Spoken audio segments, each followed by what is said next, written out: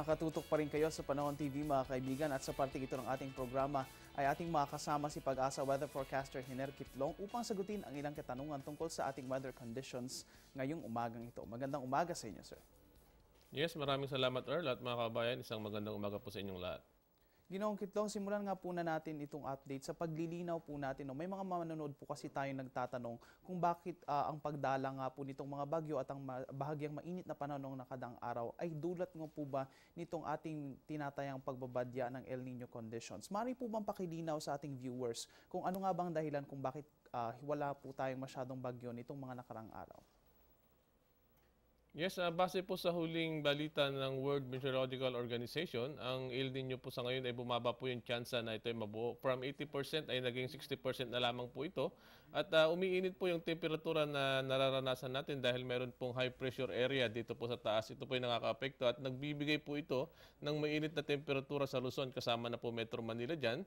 Kaya ito rin po ay nakaka-apekto sa pagbuo ng isang bagyo o isang low pressure area para maging isang bagyo. Kaya medyo lumilit po yung tsansa. At dahil po, mayroon po tayong intertropical convergence zone na nakaka-apekto naman po sa Luzon, kung saan kailan lamang po ito nabuo. Karamihan po sa mga bagyo ay nanggagaling po sa ITCC o Intertropical Convergence. Sa ngayon po ay nasa Visayas po ito. Kahit pa paano ay naapektuhan din po ito ng high pressure area, kaya konti na lamang po nabubong low pressure area.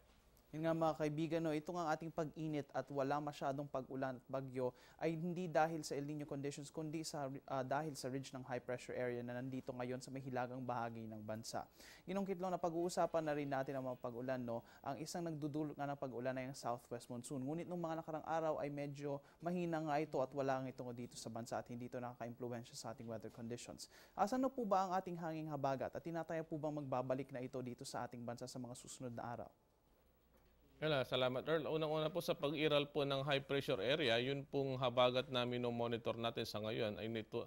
Sa pag-iral po ng high pressure area at ITCC o Intertropical Convergence Zone, yung pong southwest monsoon o habagat na monitor natin ay naitutulak po niya ito. Kumbaga sa ngayon po ay nasa labas na po ito ng Philippine Area of Responsibility, halos nandiyan na po sa may southern part ng Vietnam. At samantalang sa ngayon po, dahil meron po tayong namataang low pressure area sa ngayon, so meron po tayong habagat dito naman po sa may southern part ng Mindanao at sa eastern part ng Mindanao. Kung makikita po nitong hangin na ito, nangagaling po ng Australia patungo po sa ating bansa, ito po yung isa rin pong habagat. At sa paglakas po nito, maapektuhan din po nito yung pag-iral ng karagatan, lalo na po ito silangang bahagi ng Mindanao at katimugang bahagi ng Mindanao. Kaya paalala po sa mga bayan natin mga isda, mag-ingat po tayo. Bagamat sa ngayon po ay hindi pa po ito isang gale warning.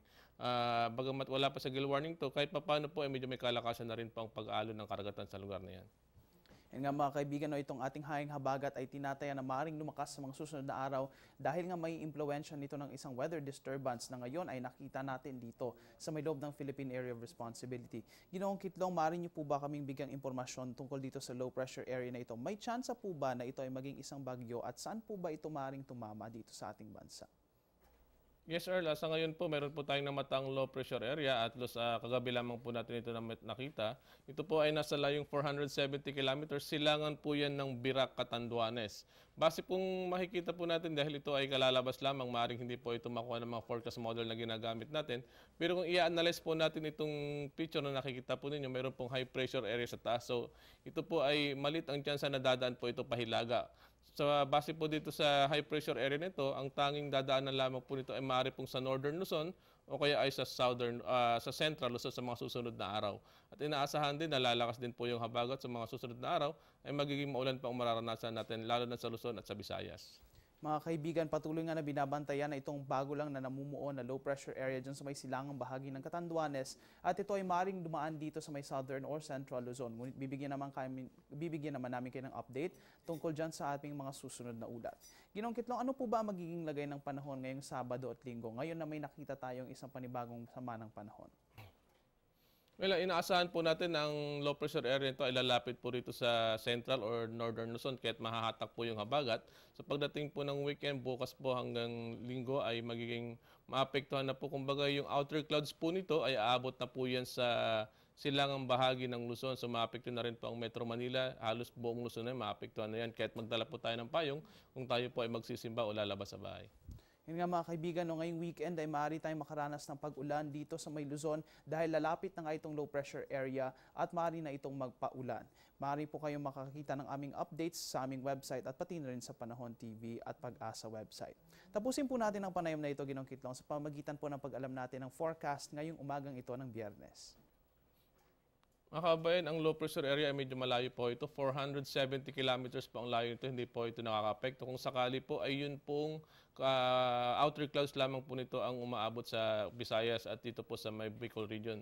Kumbaga, ang nagpapaulan pa rin po sa araw nito ay itong intertropical convergence zone at magdudulot po ito ng mga pagulan lalo na po sa Visayas, Palawan, ganun din po sa region ng Zamboanga Peninsula at Northern Mindanao. Magdala po tayo ng payong kung tayo lalabas sa bahay. Subalit ang Metro Manila at ang nalalabing bahagi ng Luzon, ganun din po dito sa may natitirang bahagi ng Mindanao, magiging bahagyang maulap na lamang po yan, maliban na lamang sa mga pulupulong pagulan o pagkidlat pagkulog pagdating ng hapon o kaya ay sa gabi.